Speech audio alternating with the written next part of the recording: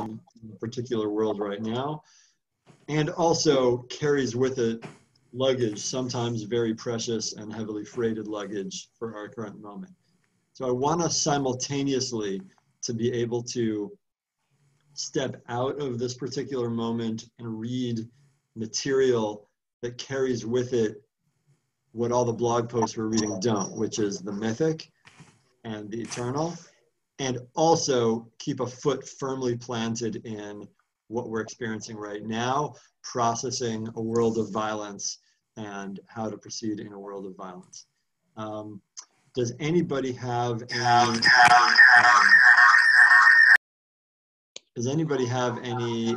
opening kind of questions or things you're bringing into this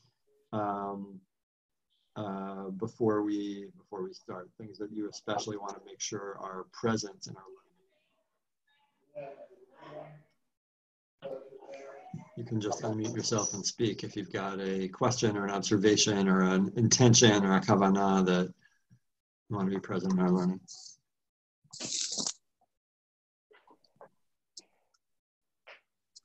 Okay, so we're going to jump right in. We're going to be looking at a lot of text today. For the text learning, I'm going to be doing screen sharing, and while screen sharing is on, I'm going to enable closed captioning with the caveat that it's just the Google's enabled closed captioning. It's pretty good from what we can see for standard English conversation. It's pretty bad for Hebrew, so we'll try not to be distracted by the mistakes that it makes. Sometimes they can be funny. I just want to flag right away. There might be occasion when we refer to the biblical character of Pinchas, and the Google Slides might make a mistake with that in ways that make us laugh, and that's okay. So I'm going to enable that screen sharing now, and we'll begin.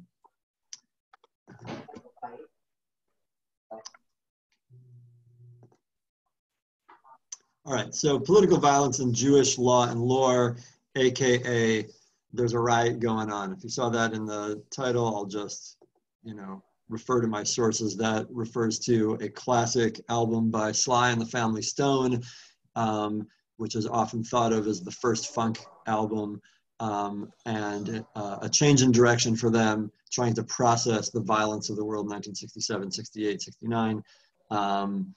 And I think it's will have some relevance for how we think about how we talk about riots, how we talk about political violence, etc. I'm gonna start slide. We're gonna jump right into to some text right now. Oops. Okay, so we're gonna look at the Torah's core source of political violence. This is a story in Breshit, Genesis chapter 34. The background to this story is that 12 sons and 1 daughter were born to Jacob, Yaakov, and his 2 wives, Leah and Rachel, and to their concubines, Zilpah and Bilhah, during the 20 years that they lived in the home of Leah and Rachel's conniving father, Lavan. So now they've fled back to the land of Canaan. The eldest 4 sons are all Leah's sons, are Reuven, Shimon, Levi, and Yehuda. We're going to remember their identities. And the youngest brothers, their youngest full brothers are Yissachar and Zebulun. Their youngest full sister is Dina. And the other siblings are half-siblings through the concubines. So here's the story. We're going to read in English, but we'll have the Hebrew there. If you have Hebrew facility, I encourage you to follow along in the Hebrew while I read the English. Maybe you'll notice things that are peculiar in the translation or something like that. Would anybody like to unmute yourself and be our first reader of this section on this slide? I can do it, but it's a lot of me talking.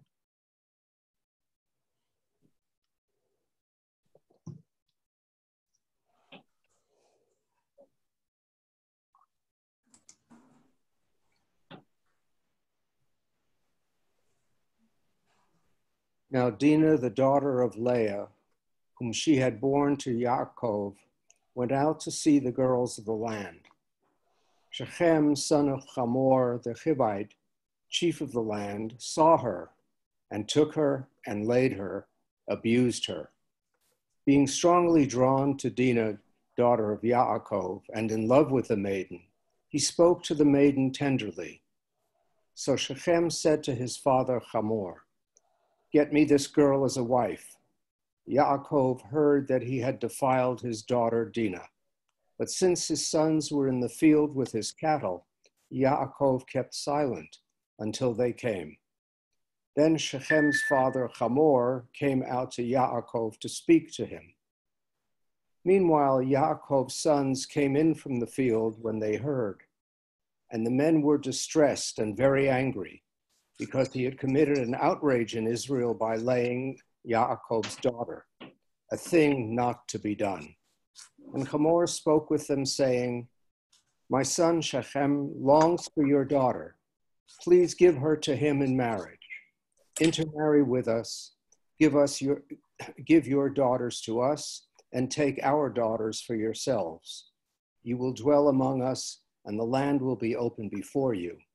Settle, move about, and acquire holdings in it." Thank you. We're going to continue with the reading of the story. We're mid-story right now. We'll continue momentarily. I just want us to pause and try to digest, take in what we've seen so far. What do we know and what do we not know so far? So Dina, referred to here as the daughter of Leah, goes out to see the girls of the land. Very peculiar turn of phrase, a curious turn of phrase. I want to notice that she's the only named daughter in the family. And I think there are two possible coherent ways to understand that. One way is that she's the only daughter in the family, and then we can understand how she might want to, now that they've come to a new place, she wants to make some girlfriends and meet them. It's also possible, given the androcentrism of the Hebrew Bible and a lot of ancient literature, that there are lots of other women daughters. She's the only one who's named because there's a story in which she's central, and she has lots of sisters, in which case the motivations for going out to see the daughters of the land might be opened up to all sorts of other possibilities. Be that as it may, I want to leave that as a curiosity. She's going out specifically to have women time, to bond with other women. She's intercepted by Shechem, the son of Hamor, the Chivite, who's chief of the land. So a guy with status, the governor's son, let's call it. Let's translate it to our own idioms. Sorry, and you see this passage in verse 2 with a lot of rapid fire verbs. Saw her, took her, laid her, abused her. Vayikachota, vayishkavota, vayi'aneha in the Hebrew.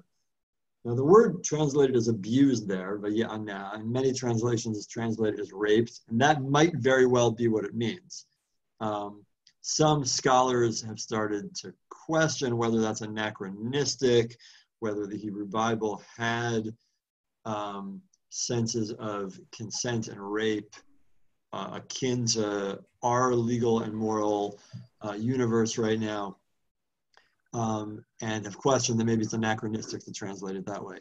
The word ayin nun yud or hey, aneha, can refer to a lot of different kinds of abuse, usually bodily abuse. Sometimes it's the deprivation of sexual freedom to people. Sometimes it's the imposition of unwanted sex. Sometimes it can refer to other bodily things. For example, on Yom Kippur, the law is v'initem et nafshotechem, abuse yourselves, afflict yourselves, which is understood to refer to abstention from food and drink as well as from sex. So it's a word that's a little bit slippery. I've conservatively translated here as abused her. But what we do see here is verbiage that refers to aggressive non-consensual sex.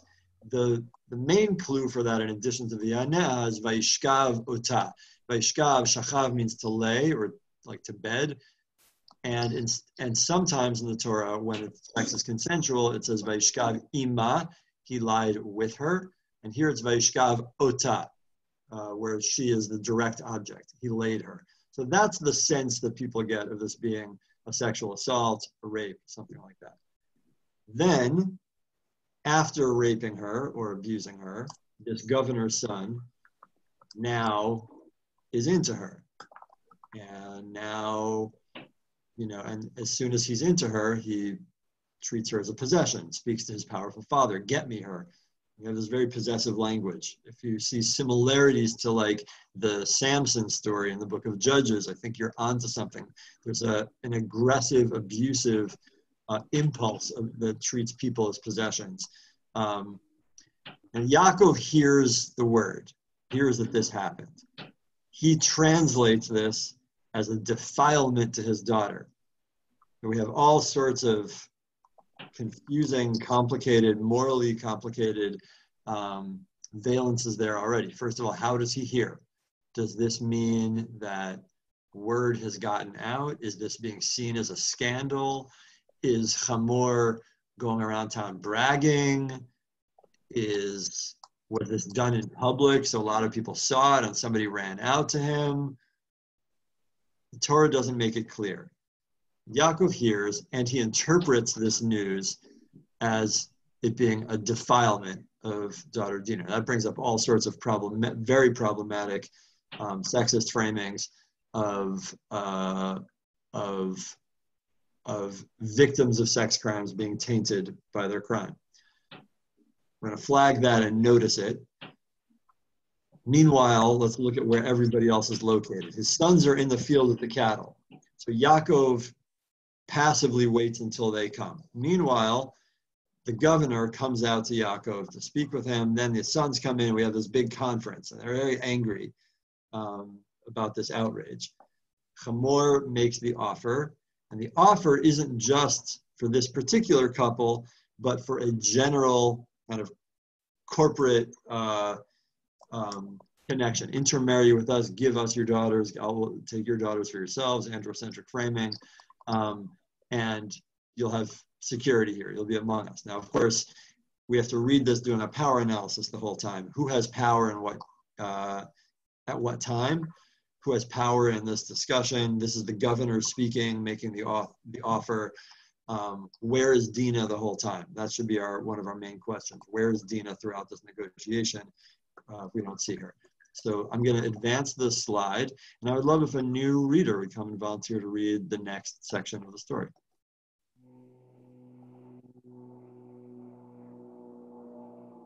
Anat, you have a beautiful reading voice. Would you like to unmute yourself and read from here? Sure, happy to. Can you hear me okay? Yes, thank you. Then Shem said to her father and brothers, "Do me this favor, and I will pay whatever you tell me. Ask of me a bride price ever so high, as well as gifts, and I will pay what you tell me. Only give me the maiden for a wife." Yaakov's sons answered Shem and his father Hamor, speaking deceitfully, because he had defiled their sister Dina. He said to them, "We cannot do this thing, to give our sister to a man who is uncircumcised, for that is a disgrace among us. Only on this condition we will agree with you, that you will become like us, in that every male among you is circumcised. Then we will give our daughters to you and take your daughters to ourselves, and we will dwell among you and become as one kindred. But if you will not listen to us and become circumcised, we will take the girl and go. We will take our girl and go." Their words pleased Hamor and Hamor's son Shem. And the youth lost no time in doing the thing, for he wanted Yaakov's daughter. Now he had the greatest status in his father's house.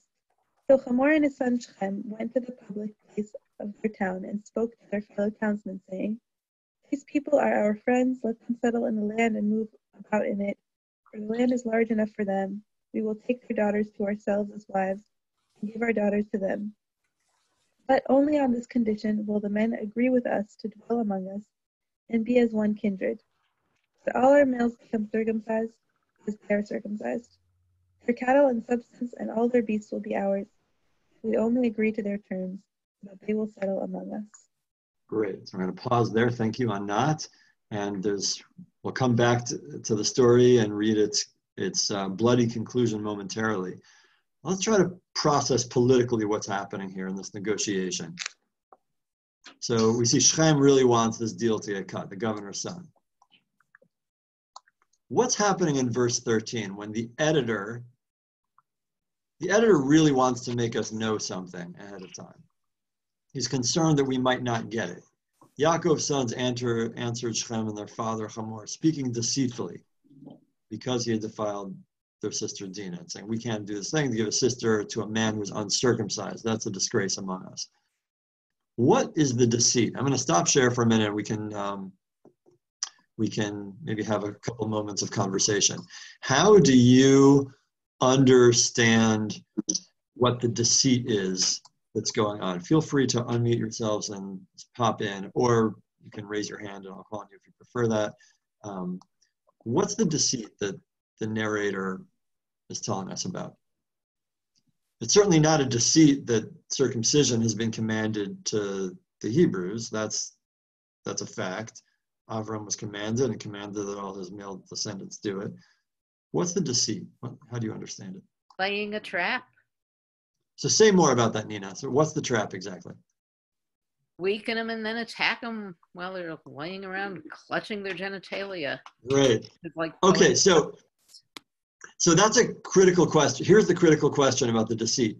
When Yaakov's sons offer this deal to Hamor and Shechem, and they say, we'll agree to this only if all of the males in your town circumcise themselves first, is the deceit that they're acting as though this is a sincere offer, but actually they're intentionally making a ludicrous offer, knowing that then Hamor and Shechem will decline the offer, and then they can say, oh, well, sorry, we just can't do it, and then they'll return Dina to her family? Or do they expect Shechem and Hamor to agree to it, and then they can go and do an attack? So it sounds, Nina, like you're reading that the deception is that they think that they're going to accept the terms, they're going to do mass circumcision, and then they can go in and attack and do a rescue mission, which they couldn't do. I'm reasoning back from cursed is their anger a few parts later, but it's also possible that they were ready for it to go either way. They were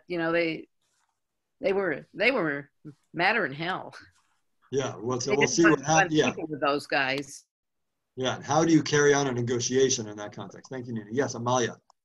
I think that Dina already knows the end of the story, so she knows that they were trying to deceive them. But if you stop right here, you just think that they are sincere, and they really said, "Okay, you will do it." And only later, the two sons decide to revenge, not all the 10 of them. So that's a fascinating question. What do we make? We'll get to the conclusion of the story momentarily. The problem with what you said, Amalia, is that the narrator, the omniscient narrator, the divine voice, has told us that they're speaking deceitfully. Apparently, they have a good poker face. So if, and like this, so we might not get it. And that's always the problem with double entendres or with subtle depictions or with irony in literature, that you might miss the point. So the narrator has really hit us over the head with it here. I want to suggest that at this point in the narrative, the deception is, once we're doing this power analysis, is that the interest of the brothers, and more passively of Yaakov, their father, is to disengage from the situation, to retrieve Dina back and not provoke a war with this more powerful kind of host nation. The Yaakov's family are newcomers here. And the deception is in saying something that has plausibility to it, because they can all demonstrate, if need be, that they're circumcised and say, like, this is our custom, but to recognize that, like, there's no way this entire city is going to agree to this. And that way, that'll give us the terms to be able to separate out. The fact of needing to go through deception is, I think, an arrow pointing us to pay attention to the power imbalance here. Who holds the power? Anytime we're analyzing political violence, we always have to be engaged in a power analysis along the way. Who has power at what moment? What are their options? So we're going to keep that question alive as we go into this final scene, and we assess the choices of Yaakov's sons, and what their options are. I'm going to go back to a screen share for us to continue the story. Okay, so next slide. Oops. Just close that. Sorry about that.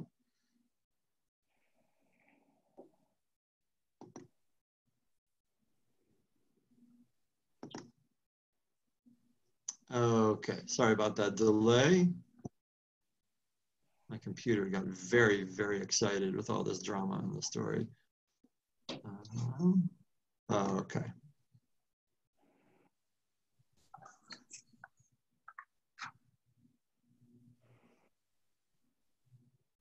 Loading up.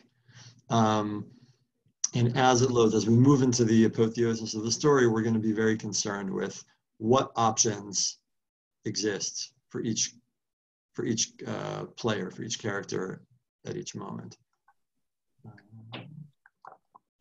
Stop the screen share for a minute just to give it a chance to. Okay.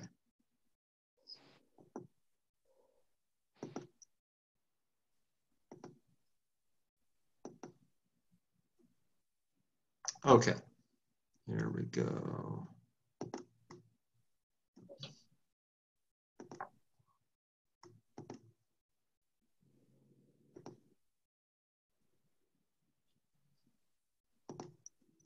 All right, now should be able to go back to it.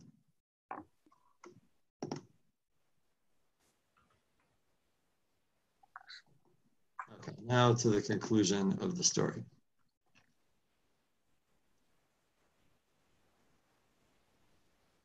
Okay, so all who went out of the gate of his town heeded Hamor and his son Shechem, and all males, all those who went out of the gate of the town were circumcised. On the third day, when they were in pain, Shimon and Levi, two of Yaakov's sons, remember those are sons number 2 and 3 of Yaakov and Leah. So they're the full brothers of Dina, and they're 2 of the older sons, numbers 2 and 3. On the third day, when they were in pain, Shimon and Levi, 2 of Yaakov's sons, brothers of Dina, took each one his sword, came upon the city powerfully, and killed all the males. They killed Hamor and his son Shechem by sword, took Dina out of Shechem's house, and left. The sons of Yaakov came upon the corpses and plundered the town, which had defiled their sister. They seized their flocks and herds and asses and all that was inside the town and outside, all their wealth, all their children, all their wives, all that was in the houses.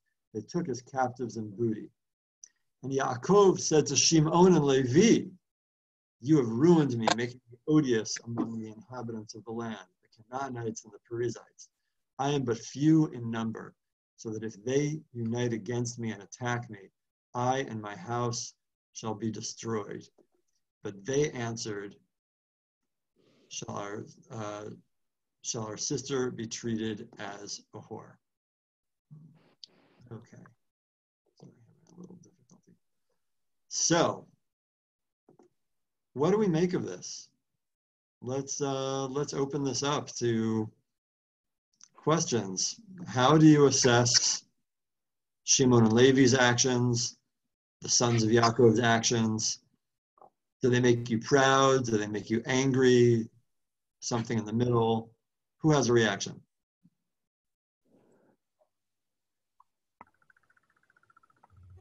Yeah, Lisa.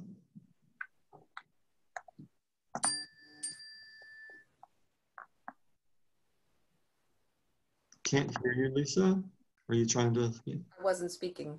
Oh, okay. I saw that it showed me that you unmuted, so I thought you wanted to. Oh, sure. Sorry. Well, actually, I'll say something. Yes. I think that my response is all over the place. I'm proud, I'm angry, I'm disgusted, I'm impressed. You know, it's all over for possibly each line that's written. But one thing that struck me immediately is that they were where it says that they took, in line 29, took their children and their wives. Yeah. And that's exactly what happened. That's no better than what was done to Dina. I mean, they're just, you know, I don't know, just to be trite here, 2 wrongs don't make a right, mm-hmm. You know, and that struck me most significantly, that they've just done what they didn't want done to their sister. Great. So that's great. So that's a great expression of what disgusts you. You also said there's aspects that would make you feel proud. Let's try to be very specific and really break this down for our political moral assessment. What makes you proud, or what are you excited about?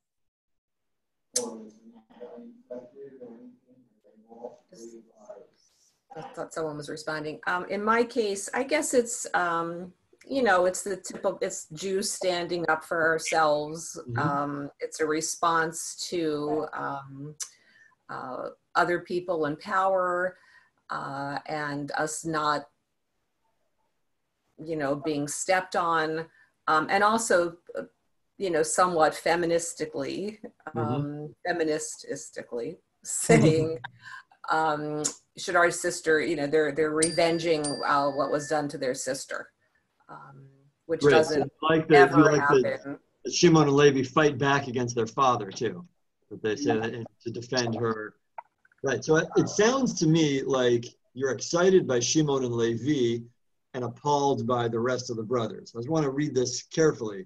In verse 25, we see specifically those two of the brothers going in on this mission, slaughtering everybody, rescuing Dina, and leaving. And after they leave, then the rest of the brothers come in and they plunder the town and take all the stuff and take captives and kidnap women and so on. But Yaakov's if you think that they weren't expecting to have to do that, say that again, Nina. Nina, you just muted yourself again. Say it again. And if you think that they really weren't expecting to have to do all that they thought just the proposal of circumcision would make these guys go away, and that they were having to organize it quickly, it's even more admirable, because they had to act under pressure in a very goal-directed way. To them, it was always about Dina. We never hear what it was about to Dina, because she don't get a word in edgeways. Right. But, so yeah, that makes me more and more impressed with Shimon and Levi, and I can see, Levi is the ancestor of Pinchas. Right, we're going to get to Pinchas momentarily. So you just mentioned something parenthetically, but I want to focus on it. Dina's silence throughout this narrative. Now, I think there are a couple different ways to read Dina's absence and silence. One way, which is possible, is that the Torah, as it is throughout, like the Tanakh basically does not pass the Bechtel test, and women are not central characters in any of his narrative. That is the central massive feminist problem of dealing with biblical and rabbinic literature, is the profound androcentrism of all that. And it's possible that is what's going on here. The Dina's silence in this narrative is a literary function of her just being a vessel. This really isn't the story of Dina. This is the story of Yaakov and Shimon and Levi and the power relationship and with the future tribes. And I think there's something to that. But I also think, there are other stories where women are plenty vocal. Rivka is very vocal in several different stories. Rachel is very vocal and active and practicing deceit of her own in order to the father stuff, etc. So there are plenty of women in the Tanakh who, the midwives, Shifra and Pua, her daughter Miriam, etc. So I want to suggest that actually Dina's silence is exactly the critical political issue here. And as we're going along, I think literarily, the story doesn't necessarily indicate to us where she is. When we see the negotiation scene, it's unclear where she is. Is she standing there and the story is just not focusing on her or not? And only when we see the attack mission do we see Shimon and Levi go and first slaughter all the males, then slaughter Hamor and Shechem, and then rescue Dina from the house. And what we realize at this point is that all along, Dina has been inside the governor's mansion while this negotiation is happening on the outside. And the mansion is in the center of town, so they have to go through everybody to get to it. And if you have a first reaction of gosh, I'm glad they glad they did something, but did they have to slaughter everybody? Yeah, because if they just went in stealthily just to the governor's mansion and slaughtered, the guards and people at the door in Chamor and Shechem and rescued Dina and then come out, then they would have had a mob waiting for them. So there's a real power problem going on here. And to the extent that you have like an issue, one second, I'm like, just, to the extent that you've got an issue with their massive violence, the question is what options are available, and what state violence has been performed already. Yeah, Emfish, go ahead. I was just thinking that in terms of power, there's like someone who actually had power and didn't use it, right? Yaakov actually done something earlier, right? Like, I get that you didn't run to be elected as the patriarch of these people, but like now you are the patriarch and something bad has happened and you have to do something. And if he had taken that in a serious way earlier in the story, then maybe we wouldn't have gotten to the point where you end up with people who are so angry that you're like slaughtering people and taking women and children captive. Yeah, so Yaakov's role here is fascinating, isn't it? Because on the one hand, he's the patriarch and he gets to lash out at his sons. And as Nina referred to before, he's going to get a real last word later on his deathbed when he gives blessings to all his kids, and he gives a scathing curse to Shimon and Levi because of this incident and maybe others. But here in this narrative, Shimon and Levi get the last word. And I think Yaakov's passivity seems to be really thematized. It says because his sons were in the field, he didn't do anything. And his concern is, oh gosh, this is going to be very bad for us. Everything's going to be, Yaakov just recently had the courage to confront Esav when he thought Esav was coming to kill him. But here, he doesn't want to cause trouble. On the other hand, what options really existed for Yaakov? I mean, the power imbalance is really complicated here. In our own country, we've seen, even in a country that's supposed to be democratic and a country of law, we see what happens when people in power commit crimes, and their ability to intimidate the justice system. That Stanford kid or Brett Roethlisberger, Ray Rice, these NFL stars, because they're NFL stars, can get away with sexual assault. President Clinton, all sorts of powerful men, Justice Kavanaugh, have been able to use their power in order to account even a justice system that's supposed to be equal and active. So now we see in a system where Yaakov and his family are outsiders. The governor's son has raped this foreign woman and now wants to clean it up and make the act official. And the options for the family on the one hand, so she's like kidnapped in their house and held captive there. So they really they don't have an army. They can't sue. They can't press charges.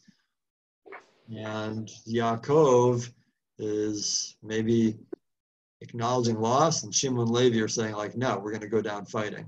So there's a kind of short-term versus long-term assessment that makes it very difficult to have a clear positive or negative reaction. One thing that I think I missed for years is noticing that when Yaakov yells at his sons, he doesn't yell at the other sons who went in and took captives and took booty and looted the town afterwards. He yells at Shimon and Levi, who actually did the rescue mission. That itself is super problematic and complicated. So now we're going to look at, for a minute, into the legacy of this story in Jewish law. Yeah, Karen, go ahead. Yeah, one thing that bothers me here is that at no point did anyone ask Dina what she wanted, and if she wanted to stay with this man, or if she wanted to be freed and go back with her family. And that seems to me like a big missing piece. Yeah, and I think that's exactly like hinges on that question we talked about the literarily thematized silence of Dina in this, which we only realize in verse 25. She's been held captive inside the house this whole time. And so from the perspective of, there's like a game theory thing going on from the father and the brother's perspective, it is possible that this wasn't an assault at all. The omniscient narrator wasn't so omniscient after all. Maybe she didn't like her own family. She went in to make girlfriends, but found a cute guy and ran off with him, and she's trying to marry up status-wise and straight with it. But she's not there at the negotiation, and they don't have access to her. So there's like a game theory thing of like, how do we interpret that the governor and his son are coming out to us to clean up and make official an act when the victim,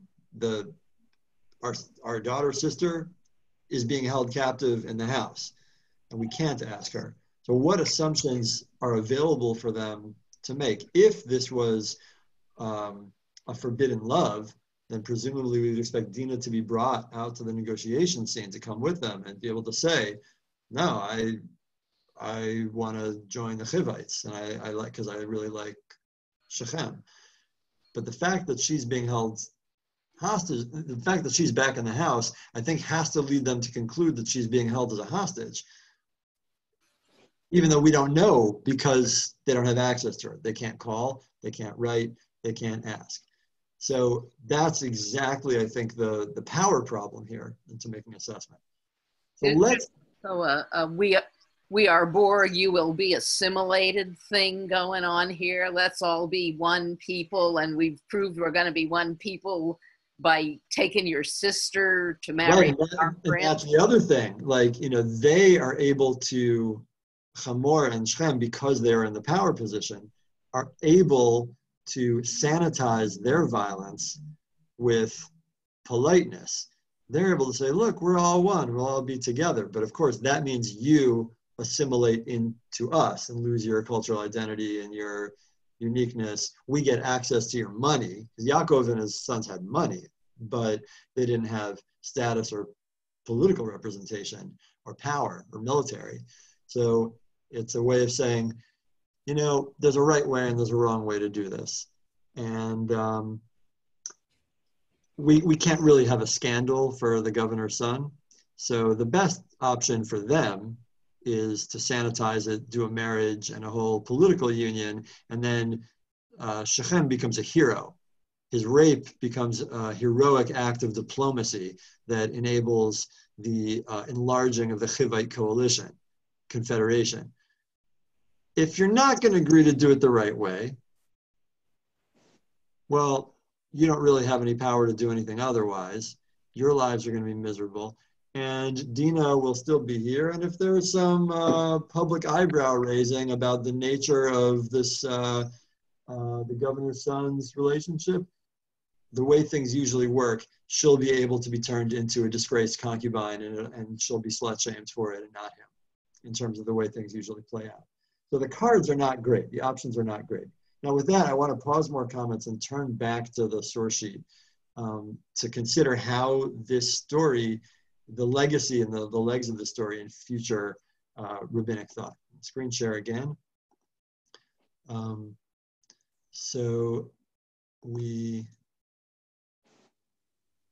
a little bit of background. We're going to read a text of the Rambam in a second, but the background for it is that the Talmud has a notion, a legal notion of basic, I should correct the closed captioning. It's not an illegal notion. It is a legal notion of what are the legal responsibilities of non-Israelites. So our sages taught 7 mitzvot were commanded to the descendants of Noah. Descendants of Noah means all human beings on the planet, because remember, everybody in the first 10 generations was wiped out in the flood except for Noah and his family. Then the human race is repopulated from Noah, and then one subset of that 10 generations later, Abraham's descendants become the Jewish people. So to say that mitzvot livnei Noach, mitzvot commanded to the descendants of Noah, that means other human beings. What are they? Civil laws, blessing the name, which is a euphemism for cursing the name, blasphemy. Idolatry, incest, bloodshed, robbery or kidnapping. It's the same word in Hebrew. Gezel refers to aggressive theft of either property or persons, and tearing a limb from a living animal. That's the list in the Talmud. In the context of codifying this list in his legal code, the Rambam says the following. In what ways are people commanded with regard to civil law? What does it mean when the Talmud says that all people are required to have dinim, to have civil laws? I should back up a second before we read in the Rambam what it means. I mean, obviously, Jewish courts never had jurisdiction over Gentiles in this way.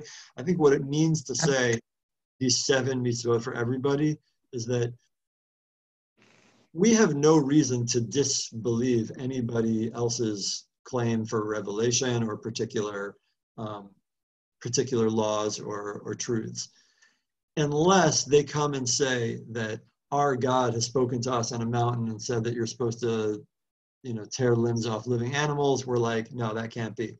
They say murder is supposed to be, or kidnapping is supposed to be how we act. No, that can't be. Radical anarchy, like not having a justice system at all. No, that can't be. We don't believe that.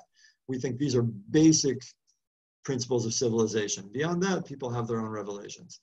So be that as it may, Rambam takes this one little word, dinim, civil laws. What does it mean? It means that they are obligated to seat judges and magistrates in each and every municipality to adjudicate those 6 mitzvot and to warn the people. In other words, it is one of the 7 mitzvot for Noahides that everybody has to have a justice system in every municipality. And a descendant of Noah who violates one of these 7 mitzvot must be killed by the sword. And for this reason, this is very uncharacteristic of the Rambam. Usually he would stop there. He doesn't add in his own thoughts very often. He's very much a codifier and a simplifier of things scattered in the rabbinic literature. Here he goes off on his own. All the people of Shechem were liable for the death penalty. For after all, Shechem kidnapped, and they saw it, they knew about it, and they did not prosecute him. I want to consider the implications of that for a second. So kidnapping is one of the 7 Noahide prohibitions. Shechem and his father, Governor Hamor, kidnapped Dina. Everybody knew it. Presumably everybody knew it because Yaakov even heard about it. Word has gotten out. And then Shechem and Hamor even tell everybody when they're in the negotiation period. Everybody knows it. Nobody pressed charges. They all saw what happened. They all participated in the sanitization effort. And what that means is that they don't have a justice system. They don't have a functioning justice system. And if they don't have a justice system, that means that all of them are liable for the death penalty. Shechem is liable for the death penalty for kidnapping because that is a capital crime in the Noahide law. The rest of them are liable for the death penalty for the capital crime of not having a functioning justice system, for not prosecuting a crime. Because what happens when a prominent person commits a heinous crime and it doesn't go prosecuted? Now, so the question that burns to me when I read this Rambam is, Officer Pantaleo committed homicide. Everybody saw it. It was on video. Everybody saw it. And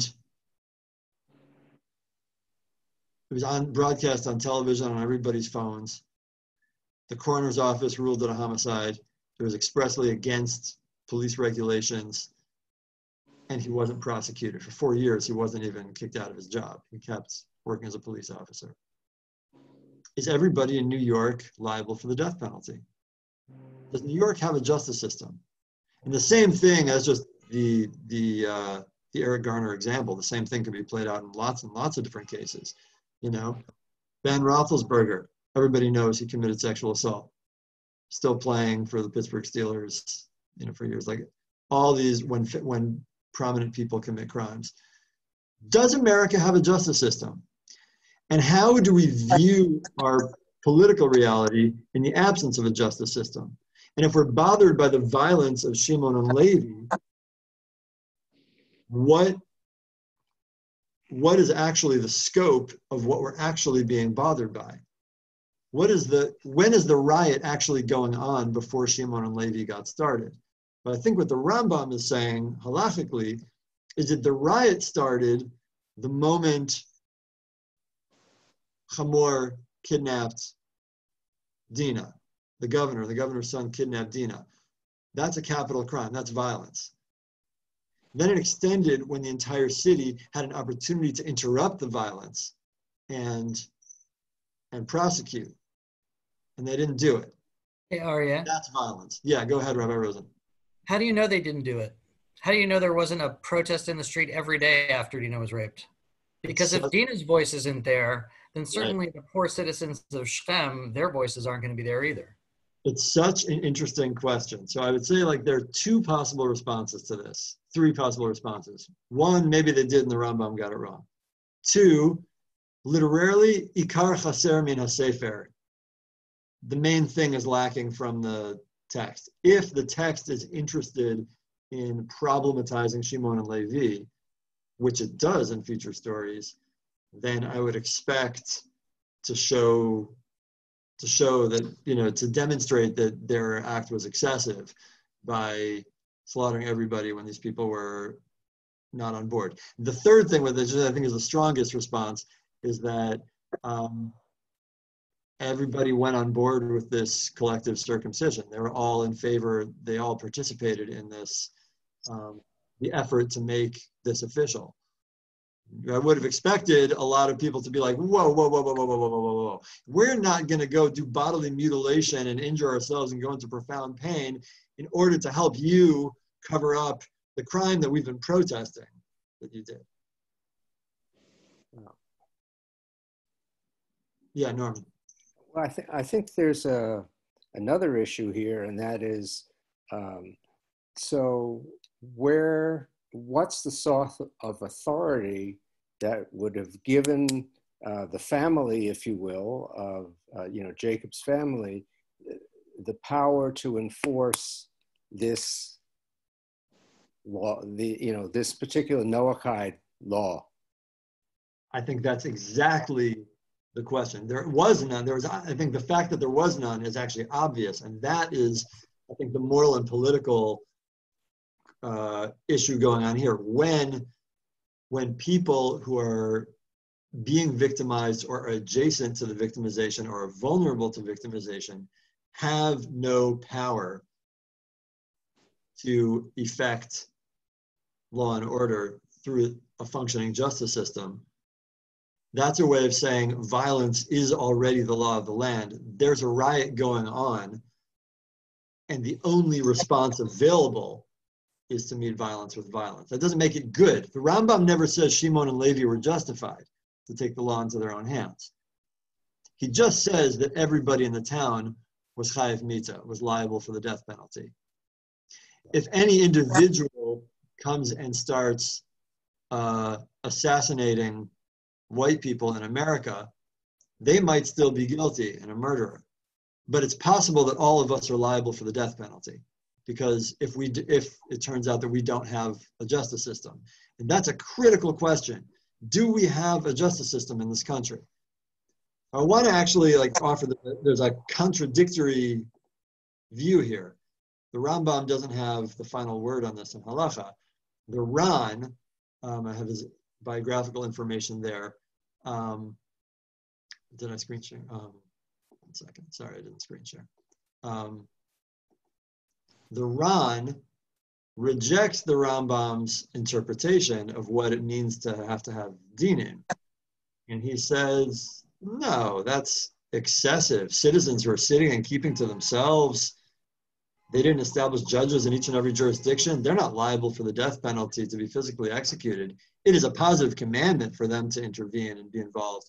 But it is excessive to say that every single person in a body politic is liable for the failure of the the justice system. Moreover, Rambam's statement is difficult to me because maybe in Shechem's place there were judges, there was a justice system. But since Shechem, the son of Hamor, lorded over them, they couldn't prosecute him. I want us to just like hold on to that because that is the main alternative view on halakha, is that what it means to say citizens are not liable for the failure of the justice system is to accept and acknowledge that privileged people aren't subject to the same laws. What do you expect? What do you expect? It's an NFL player. What do you expect? He's the president. What do you expect? He was rich. We can't be held responsible for that. That's ridiculous. Now, I want to give just a clue as to what might have been motivating the Rambam to read this act through the lens of the failure of the justice system. We're not going to read the entire story of Pinchas's political right now because of time, but in 2 weeks' time, this will be our Torah reading Shabbat morning. Israelites engage in a mass pagan orgy to Baal Peor with Midianites, and with Moabites and Midianites, it's complicated exactly how everybody is involved, basically with Moabites. And in the middle of it, of this pagan orgy where God is livid and God is commanding Moshe to take action, Moshe is trying to take a different action. God says to Moshe, take all the chiefs, hang them. This is a political problem. Execute the leaders. Moshe speaks to the judges, saying, kill every individual perpetrator, which is not what God said. Meanwhile, that doesn't happen either. And in the meantime, while this is happening, everything is escalated by an Israelite man and a Midianite woman coming and engaging in flagrant sexual intercourse in front of everybody in order to shame the system. And while that's happening, Pinchas, the son of Eleazar, the son of Aaron the priest, gets up in the midst of the congregation, takes a spear, stabs them en flagrant in the special place, and the plague is stayed. Very problematic scene. And then we find out the next week, so Pinchas's lineage, he's a descendant of Levi, and the perpetrator, the Israelite perpetrator, is Zimri, who is a chief of the familial house of the Shimonites. So we see, again, these two characters who are prone to political violence now being separated, one as a zealot and one as kind of a sociopath. And the rabbis understand Pinchas's reasoning, before he goes into this, as saying this moment is a failure of the justice system, of the court system. Moshe says, kill every man that is joined as fast to Baal Peor. Pinchas answers that moment and says, is there no one here who's prepared to kill at the risk of being killed? Where are those lions? Referring to Yehuda and Dan, two tribes that are most associated with the justice system. When everyone was silent, he stood up from within his court, grabbed his spear, put on his cloak, leaned on his cane, and went. I think part of what draws me to at the end is what Ta-Nehisi Coates wrote during the uprisings in Baltimore after the murder of Freddie Gray. Tonight, I turn on the news and I see politicians calling for young people in Baltimore to remain peaceful and nonviolent. But there was no official appeal for calm or for peace when Freddie Gray was being arrested. And the rest of that paragraph is there was no official appeal for calm when Freddie Gray, spine was being snapped. There was no appeal for calm when Freddie Gray, et cetera, et cetera. When nonviolence is preached as an attempt to evade the repercussions of political brutality, it betrays itself. When nonviolence begins halfway through the war, with the aggressor calling time out, it exposes itself as a ruse. When nonviolence is preached by the representatives of the state, while the state doles out heaps of violence to its citizens, it reveals itself to a con. And none of this can mean that rioting or violence is correct or wise, any more than a forest fire can be correct or wise. Wisdom isn't the point tonight, disrespect is. In this case, disrespect for the hollow law and failed order that so regularly disrespects the community. To close, I'll be open to stick around if people want to stay longer for questions or discussion. I want to just say in kind of closure here, what I think the Rambam really challenges us is to ask ourselves, are we looking at the violence in our world with the urgency, with the appropriate urgency? What the Rambam plus Ta-Nehisi Coates are doing is directing our question, are we starting, when we feel appalled, are we directing our disdain or our upsetness at the middle of the point or at its root cause? If we're upset at Shimon and Levi's violence, were they perpetrators or were they responders? And that we've been duped by the sanitization of violence that people with state power are able to achieve. If we don't see the justice system as being non-functional, is that just because we're a favored class within that justice system, or is that because we have a good argument about the functioning of the justice system? When we're upset about, a Macy's being burned to the ground, or even more extreme, back in 2016, a Black military veteran assassinating 5 police officers, are we upset at a forest fire and not at the conditions that human beings did to dry out the area to make it very susceptible to a disastrous forest fire? What are we actually upset about? What is its root cause? In the absence of a functioning justice system, which is to say, state violence, can we expect anything other than violence? What other responses can we expect? When we preach nonviolence, are we saying it so tactically, or do we mean passivity and compliance with state violence? What the Rambam forces us to grapple with is that the lack of a functioning justice system is a capital crime on behalf of everybody.